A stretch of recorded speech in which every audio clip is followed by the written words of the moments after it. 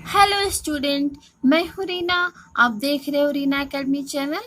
तो स्टूडेंट, मैं अपने आज के सेशन में आपके लिए लाई हूँ कक्षा 8 हिंदी व्याकरण का लेसन नंबर 6 यानी पार्ट 6, जिसका नाम है संज्ञा की विकार वचन। तो स्टूडेंट, आज इस लेसन में हम लोग वचन के बारे में पढ़ेंगे। आइए अब हम लोग पढ़ना स्टार्ट करते हैं।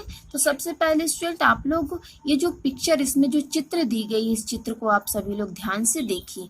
इस चित्र में कहीं पे कोई अकेला है तो कहीं पे एक से अधिक लोग कुछ न कुछ कार्य को कर रहे हैं। तो आइए अब हम लोग सबसे पहले इसमें एक पैराग्राफ पढ़ेंगे। तो इस पैराग्राफ में क्या लिखा है? यह एक उद्यान है। उद्यान में अनेक बच्चे खेल रहे हैं। एक बच्चा फूल तोड़ रहा है। माली पौधों में पानी दे रहा है। पेड़ पर चिड़ियां बैठी हैं। एक चिड़िया तो चोंच में तिनका ले जा रही है। लड़की तितली के पीछे भाग रही है। तितलियां रंग बिरंगी होती हैं। दो लड़कियां झूला झूल रही हैं। तो स्टूडेंट, ये जो गद्यांश है, सभी लोग इसे ध्यान से पढ़िए और समझिए। आइए हम लोग समझते हैं।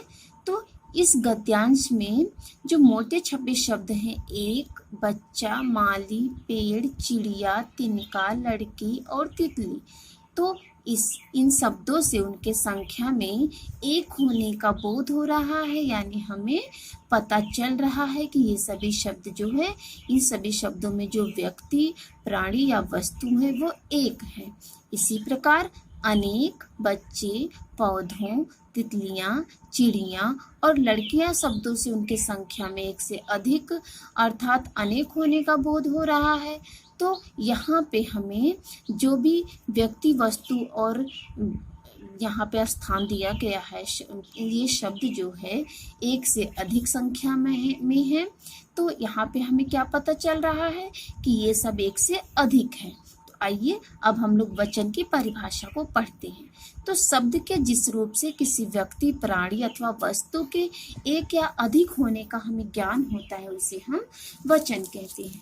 इसका अर्थ क्या होगा? यानी जिन शब्दों से हमें कि कोई भी व्यक्ति, प्राणी अथवा वस्तु का एक या एक से ज्यादा होने का पता चलता है, तो उसे हम वचन कहते हैं। अब आगे हम लोग पढ़ेंगे वचन के भी। तो स्टूडेंट, वचन दो प्रकार के होते हैं, एक वचन और बहुवचन। तो सबसे पहले आइए हम पढ़ते हैं एक वचन। तो एक वचन शब्द के जिस रूप से किसी एक ही प्राणी अथवा वस्तु का बोध होता है, उसे एक वचन कहते हैं। जैसे लड़का, छात्रा, तोता और किताब। तो यहाँ पे हमें ये जानना है कि जहाँ पर भी हमें किसी शब्द से उसके एक ही प्राणी या वस्तु के होने का पता चलता है, तो उसे हम एक वचन कहते हैं। जैसा कि एग्जाम्पल में दिया भी है, लड़का, छात्रा, तोता और किताब। नेक्स्ट है बहुवचन। तो शब्द के जिस रूप से एक से अधिक प्राणी या वस्तुओं का हमें बोध होता है, उसे बहुवचन कहते हैं। यानी जिन शब्दों से हमें एक से ज़्यादा प्राणी या वस्तु का पता चलता है, तो उसे हम बहुवचन कहते हैं। इसका एग्जाम्पल है लड़के, छात्राएं, तोते और किताबें। तो यहाँ पे हमें पता चल रहा है ना कि लड़के, छात्राएं, तोते और किताबें एक से ज़्यादा है, इसीलिए ये बहुवचन है। तो आइए अब हम लोग वचन की पहचान करना सीखते हैं। तो स्टूडेंट, वचन की पहचान दो प्रकार से की जा सकती है। पहला, संज्ञा और सर्वनाम शब्दों के रूप द्वारा, दूसरा क्रिया के रूप के द्वारा। तो सबसे पहले हम लोग संज्ञा और सर्वनाम शब्दों के रूप द्वारा वचन की पहचान करना सीखेंगे। तो देखिए, यहाँ पे सबसे पहले हम एग्जाम्पल पढ़ लेते हैं। लड़का तैर रहा है, लड़के तैर रहे हैं, मैं पढ़ रही हूँ, हम पढ़ रहे हैं। तो यहाँ पे लड़का तैर रहा है, मैं पढ़ रही हूँ में लड़का और मैं, लड़का संज्ञा है और मैं सर्वनाम हूँ। तो ये दोनों से हमें पता चल रहा है कि यहाँ पे किसी एक प्राणी यानी इंसान के बारे में बात की गई है। इसमें एक वचन का प्रयोग हुआ है।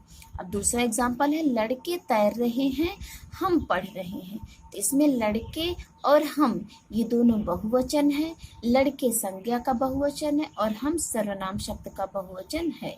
इसलिए यहाँ पे हमें पता चल गया कि संज्ञा और सर्वनाम शब्दों के रूप द्वारा भी हम वचन को जान सकते हैं। जैसा कि अब एग्जाम्पल से हमने क्लियर किया, तो उपर्युक्त वाक्यों में लड़का संज्ञा शब्द एक वचन में प्रयोग हुआ है और लड़के संज्ञा शब्द बहुवचन में प्रयोग हुआ है। इसी प्रकार मैं और हम दोनों सर्वनाम शब्द है, तो मैं एक वचन और हम बहुवचन के लिए प्रयोग हुआ है। अब आगे हम पढ़ेंगे क्रिया के रूप द्वारा वचन की पहचान। तो क्रिया के रूप द्वारा वचन की पहचान करना भी बिल्कुल आसान है, बस हमें थोड़ा सा ध्यान देना होगा। इससे सबसे पहले हम एग्जाम्पल पढ़ते हैं। फूल खिल रहा है, फूल खिल रहे हैं।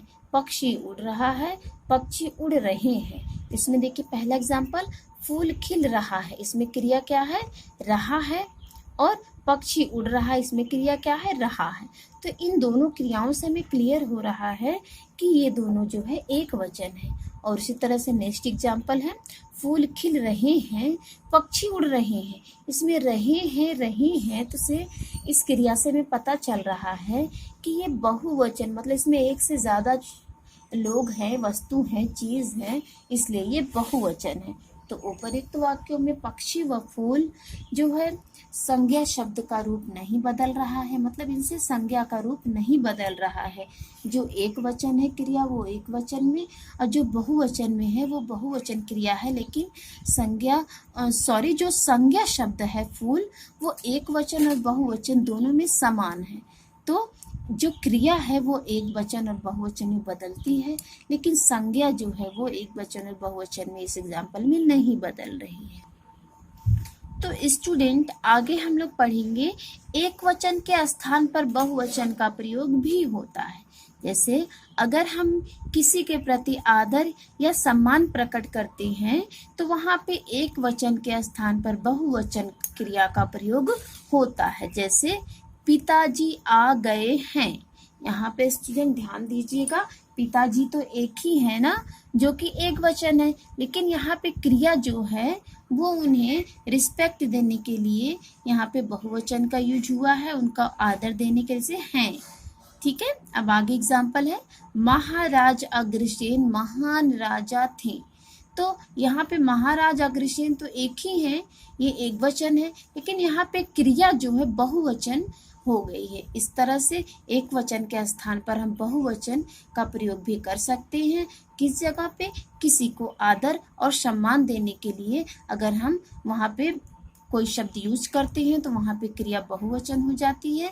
तो इसी प्रकार से एक वचन के स्थान पर हम बहुवचन का भी प्रयोग कर सकते हैं। अब नेक्स्ट है अपना बड़प्पन प्रकट करने के लिए मैं के स्थान पर हम का प्रयोग किया जाता है। मतलब एक वचन के स्थान पर हम बहुवचन का प्रयोग तो सबसे पहले किसी को आदर या सम्मान देने के लिए कर सकते हैं।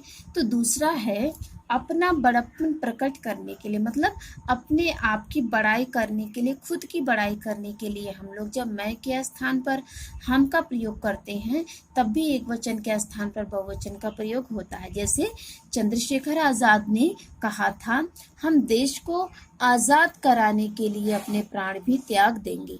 तो स्टूडेंट यहाँ पे चंद्रशेखर आज़ाद तो एक ही थे ना, लेकिन यहाँ पे हम शब्द का यूज हुआ। हम एक सर्वनाम शब्द है और हम जो है बहुवचन है, इसलिए हम अपनी बड़ाई, खुद ही बड़ाई करने के लिए भी अब जो है बहुवचन का यूज कर सकते हैं। देखिए माँ ने बच्चों से कहा हम बाजार जा रहे हैं, कोई शरारत मत करना। तो यहाँ पे माँ तो एक ही है, लेकिन इसने हम सर्वनाम शब्द का यूज किया जो कि बहुवचन है।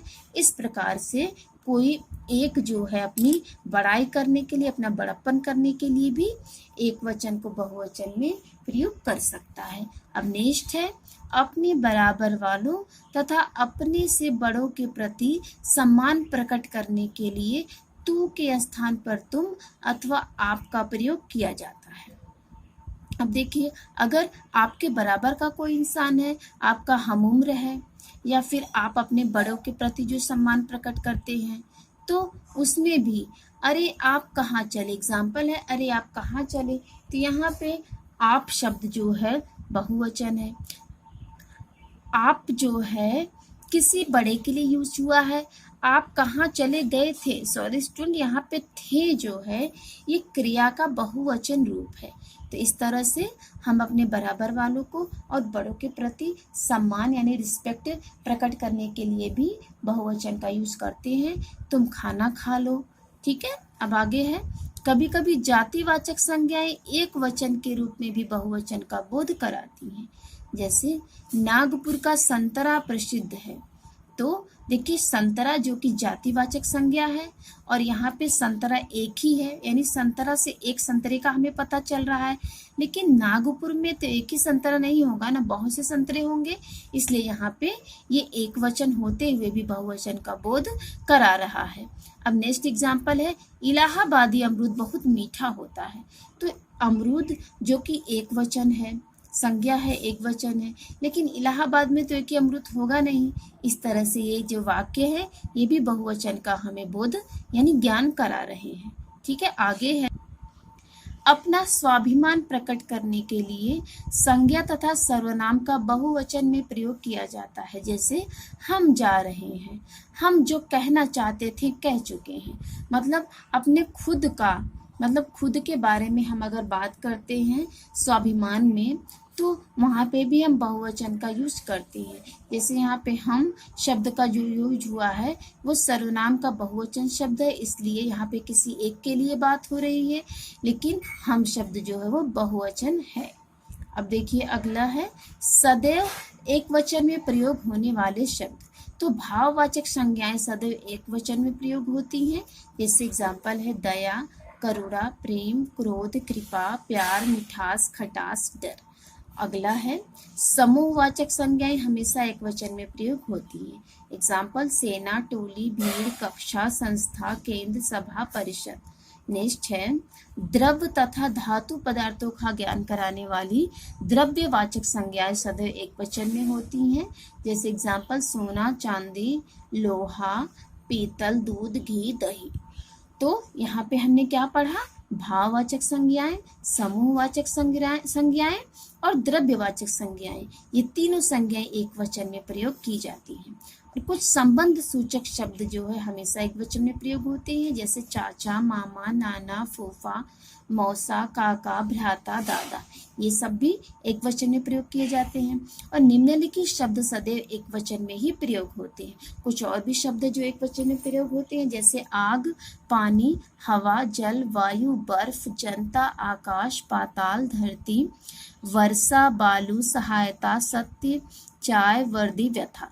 तो स्टूडेंट, ये जो शब्द है ये हमेशा एक वचन में ही प्रयोग होता है, इनका बहुवचन नहीं होता है।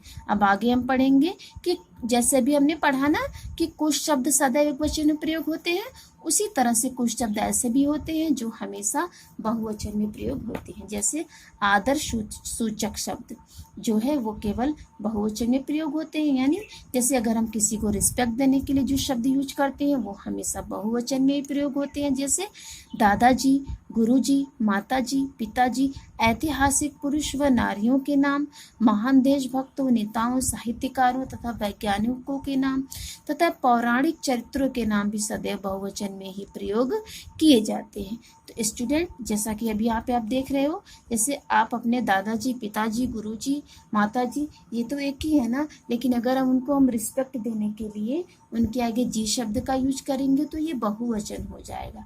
और जो भी इतिहास के पुरुष हुए हैं, जो भी हिस्ट्री में पुरुष हुए हैं, उनको सम्मान देने के लिए, जो नारियां हैं हिस्ट्री की उसको सम्मान देने के लिए, और जो देश को आज़ाद कराने के लिए महान देशभक्त हुए, ये सब नेता, साहित्यकार, वैज्ञानिक जो पौराणिक चरित्र वाले हैं, तो इन सबको अगर हम रिस्पेक्ट देने के लिए इन शब्दों का यूज करते हैं तो वो भी बहुवचन शब्द होते। देखिए एग्जाम्पल है कि जैसे श्री राम सदैव पूजनीय है। तो श्री राम एक पौराणिक कथा के चरित्र हैं। तो यहाँ पे जो है बहुवचन का यूज हुआ है, क्रिया जो बहुवचन हो गई है। सचिन तेंदुलकर महान खिलाड़ी हैं। तो सचिन तेंदुलकर तो एक ही है, श्री राम भी एक ही है। उसी तरह से नेक्स्ट एग्जाम्पल है, डॉक्टर राजेंद्र प्रसाद भारत के प्रथम राष्ट्रपति थे, तो ये भी एक ही हैं। और श्री राम पौराणिक कथा के हैं, सचिन तेंदुलकर जो है महान हस्ती हैं, राजेंद्र प्रसाद जो है एक महान नेता थे। ये तीनों तो एक ही है ना, लेकिन इनमें क्रिया बहुवचन लगाकर इनको आदर देने के लिए यहाँ पे हम इसको बहुवचन बना दिए हैं। उसी तरह से कुछ और शब्द हैं। संज्ञा शब्दों के पश्चात अगर गण, वृंद, लोग, जन, मंडल आदि जोड़ दिए जाते हैं तो वो बहुवचन बन जाते हैं। जैसे पक्षी वृंद, अध्यापक गण, निर्णायक मंडल। अब देखिए नेक्स्ट है, निम्नलिखित शब्द सदैव बहुवचन में ही होते हैं। जैसे आंसू, प्राण, हस्ताक्षर, होश, दर्शन, केश यानी बाल, सिर के बाल, रोम, लोग, भाग्य, प्रजा आदि। अब कुछ शब्द जो है एक वचन और बहुवचन दोनों में समान होते हैं, वो हैं पानी, जल, क्षमा, नेता, राजा, क्रोध, प्रेम, घर, हाथी, भाई, मुनि, गुरु और चाकू। तो स्टूडेंट ये हो गया। अब देखिए कुछ नियम है कि हम एक वचन से बहुवचन भी बना सकते हैं। जैसे आकारांत पुल्लिंग शब्दों में आ के स्थान पर अगर हम ए जोड़ दें तो वो बहुवचन हो जाता है। जैसे एग्जाम्पल है तोता का तोते, तोता एक वचन है तो तोते बहुवचन है। उसी तरह से अगला है लड़का का लड़के। अब नेक्स्ट है स्त्रीलिंग शब्दों में अगर अ के स्थान पर हम ए जोड़ दें यानी ए के ऊपर चंद्र बिंदु लगा के कुछ शब्द जोड़ दें तो वो बहुवचन हो जाता है। जैसे आंख का आंखें, बूंद का बूंदे। अब अगला है स्त्रीलिंग शब्दों में आ के स्थान पर ए जोड़कर, तो अगर स्त्रीलिंग शब्दों में आ है उसमें ए जोड़ देंगे तो बहुवचन हो जाएगा। जैसे महिला का महिलाएं, कन्या का कन्याएं। अब नेक्स्ट, अब देखिए ई कारांत या ई कारांत शब्दों के अंत में हम ई को ह्रस्व करके या जोड़ दें, यानी जो बड़ी ई है अगर उसको हम बड़ी ई को छोटी ई की मात्रा में जोड़ करके या लगा देंगे लास्ट में तो ये भी बहुवचन बन जाएगा। जैसे लड़की में ई छोटी ई की बड़ी ई की मात्रा लगा है ना लड़की में, तो बहुवचन अगर हमें बनाना है तो उस ई की मात्रा को हम छोटी ई कर देंगे, लास्ट में यहाँ जोड़ देंगे। जैसे लड़की का लड़कियां, गति का गतियां, मछली का मछलियां, रीति का रीतियां। अब नेक्स्ट है स्त्रीलिंग शब्दों में या के स्थान पर या लगाना, यानी देखिए यहाँ पे एक वचन में या है ना चिड़िया, तो उसमें अगर हम ऊपर चंद्र बिंदी लगा देंगे तो बहुवचन हो जाएगा। चिड़िया, गुड़िया, गुड़िया, बंदरिया, बंदरियां। उसी तरह से नेक्स्ट है उकारांत या उकारांत का अकारांत स्त्रीलिंग शब्दों में ए जोड़कर, यानी ऋतु शब्द है तो ऋतु यानी यहाँ पे जिस भी शब्द में छोटे ऊ बड़े ऊ की मात्रा लगी हो लास्ट में तो उसके अंत में हम लोग ए लिख करके उसके ऊपर बिंदी लगा देंगे, चंद्र बिंदी, तो वह बहुवचन हो जाएगा। जैसे ऋतु, ऋतु का ऋतुएं, धातु का धातुएं, वधु का वधुएं, बहू का बहुएं। यानी छोटे ऊ या बड़े ऊ की मात्रा हो जो भी हो लास्ट में, लेकिन वो बड़े ऊ की मात्रा जो है छोटे ऊ में बन जाती है जब उसका हम बहुवचन बनाते हैं। अब देखिए धेनु का धुएं, धेनुएं, और वस्तु का वस्तुएं, गौ का गौवें, गऊ का गौवें। अब अगला है संबोधन करते समय आ के स्थान पर ओ तथा छोटी ई बड़ी ई के स्थान पर यों जोड़कर भी हम बहुवचन बना सकते हैं। जैसे बच्चा, बच्चों, मुनि, मुनियों, यानी पुकारते समय, संबोधन करते समय जैसे आ के स्थान पर यानी आकारांत के स्थान पर या ओकारांत के स्थान पर हम छोटी ई या बड़ी ई जोड़ करके यूं बना सकते हैं। जैसे बच्चा का बच्चों, लड़का का लड़कों, मुनि का मुनियों, सिपाही का सिपाहियों, देवी का देवियों, लड़की का लड़कियों। देखिए नेक्स्ट है संबोधन में बहुवचन में कभी अनुस्वार नहीं। देखिए यहाँ पे कुछ मेन पॉइंट्स है कि जब संबोधन करते वक्त हम जिन शब्दों का इस्तेमाल करते हैं उसमें बहुवचन में कभी भी बिंदी नहीं लगती। अनुस्वार मतलब क्या होता है? अंग की मात्रा यानी बिंदी। तो जब संबोधन करते वक्त बहुवचन शब्द जो बनते हैं उसमें कभी भी बिंदी नहीं लगती है, यानी उसमें अनुस्वार नहीं लगता है। अब नेक्स्ट है कुछ शब्दों के साथ गण, वृंद, जन, वर्ग, दल, जाति या लोग जोड़ करके हम बहुवचन शब्द बना सकते हैं। जैसे प्रजा का प्रजाजन, मित्र का मित्रगण, पक्षी का पक्षी वृंद, आप का आप लोग, हिंदू का हिंदू जाति, टिड्डी का टिड्डी दल, मजदूर का मजदूर वर्ग, अध्यापक का अध्यापक गण, पाठक का पाठक वर्ग, प्रतिनिधि का प्रतिनिधि मंडल। Okay student, thank you.